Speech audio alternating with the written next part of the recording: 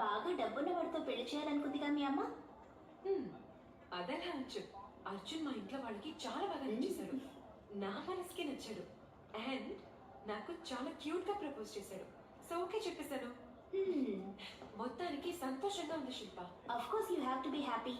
దివ్య, జీవితంలో పెళ్లి అనేది ఎవరికైనా ఎన్నిసార్లు జరుగుతుంది? సారీ, కొంతమందికి 2 సార్లు కూడా జరగచ్చు. తెలియక అడిగాను. హే, నువ్వెందుకు సారీ చెప్తావు? నిజమే చెప్పావు కదా. హే, నీ ఫస్ట్ హస్బెండ్ గురించి నువ్వేం చెప్పలేదే. ఇప్పుడెందుకు వాడి టాపిక్ తీస్తున్నావు? అది ఎప్పుడూ ముగిసిపోయినా కదా. ఎందుకలా జరిగింది? ఏ ప్లీజ్ చెప్పు దివ్య. ఏం చెప్పాలి? అతను ఎలా ఉంటాడు? అర్జున్ లా సాఫ్ట్ గానా? సాఫ్టా? 1 నంబర్ కేడి. 10 ఏళ్ల వయసులో వాడు ఏం పని చేశాడు తెలుసా? అందరూ ముందరికి రండి, లైన్లో నిల్చోండి.